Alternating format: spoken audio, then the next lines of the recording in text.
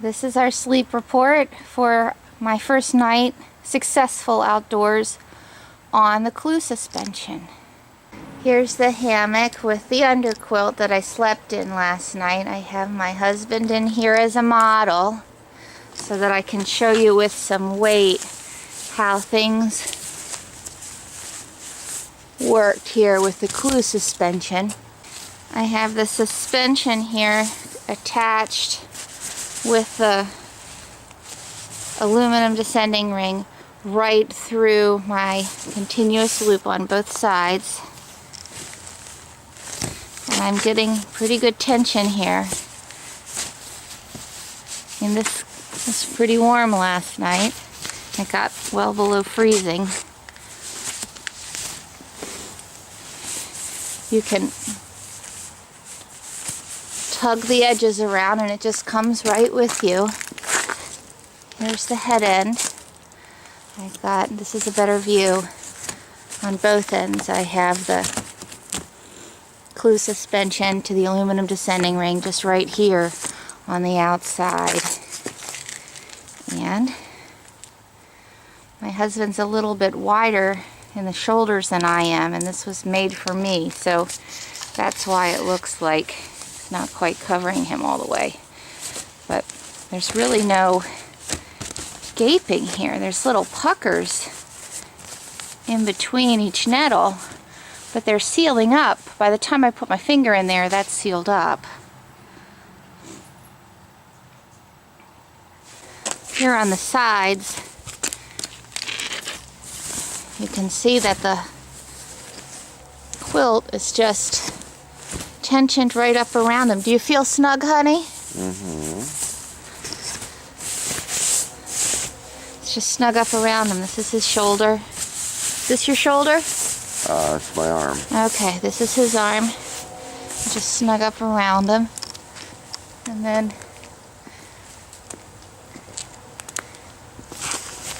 this is the foot box. And again, it's not made for him, it's made for me, and I'm considerably shorter and not quite as wide, but it snugs right up here around the foot box. For people concerned about gaping here on the sides and the need for shock cord, well, what do you think of that? This is the foot end of the experimental Clew design. So we've got a little bit of air coming in on the side of the hammock opposite the foot. There, you see that? It's coming in. But there's no body on this side, so I don't know that that really matters. On the side where there's a body and tension actually in the hammock, it's snugged right up there. My right elbow is cooler than my left. Okay. Well, that's because there's no quilt covering your right elbow. That's because you're a big man and I'm just a little lady. But if I were to make a quilt for you, I'd probably make it 6 inches wider. Yeah. So that it would fit you properly. I didn't have that problem last night. I didn't have any problem with my arms being cold. Oh, okay. In fact, last night, I took my slippers off, and my feet were plenty warm. Now my nose got a little cold, but that was not because of the underquilt, and I just tucked my nose under the blanket, and that was fine. Okay. It's very comfortable. It is a comfortable hammock, isn't it? You want to sleep out here? I can make you one in your own custom color. That's all right. We could get another stand for the patio and we could have the whole family here.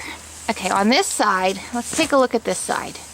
I've got, this is your shoulder here? That's my head. This is your head, okay.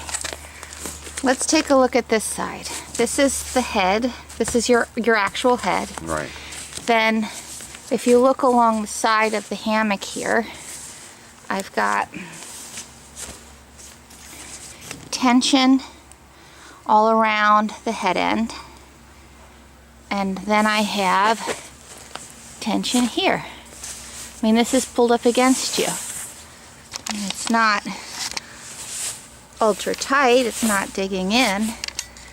I was comfortable with this last night. So we'll see. We'll try this a few more nights and see.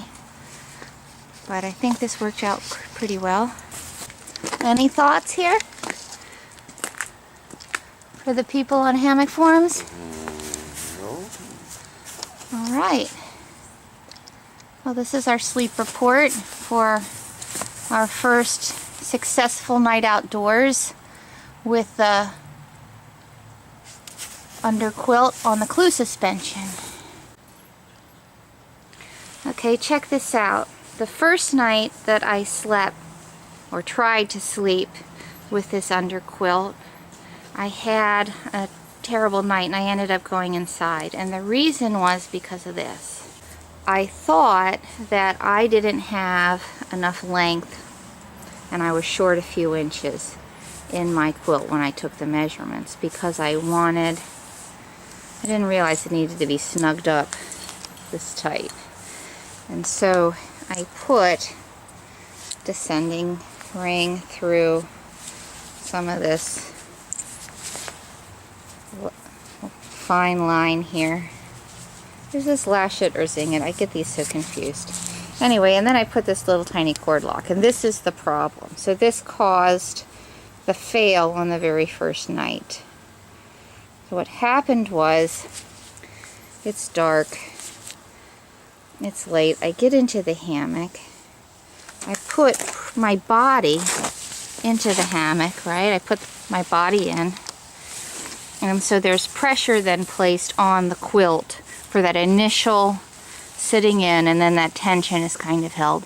But look what happens to this attachment point when I put my weight in the hammock. I'm going to put just a little bit of pressure in the quilt, and I'm going to keep the camera up here. Look what happens.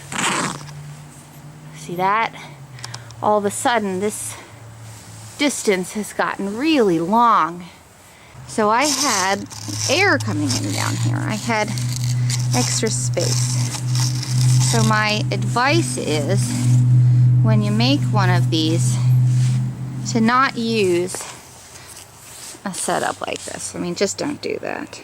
If you need a few extra inches, then use something much more durable.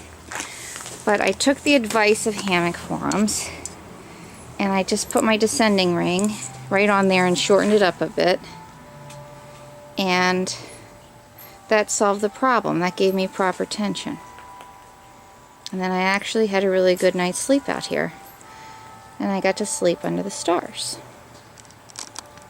Okay, based upon my experience the last 2 nights with the quilt, I think that there's a rule of thumb on how long the quilt needs to be compared to how long your hammock is. So if I put my measuring tape down and stretch out the full length of my underquilt, and I compare that to the length of my hammock, it's 87.5% of the full length of my hammock. So, and this was comfortable for me, and it probably could have been a little snugger.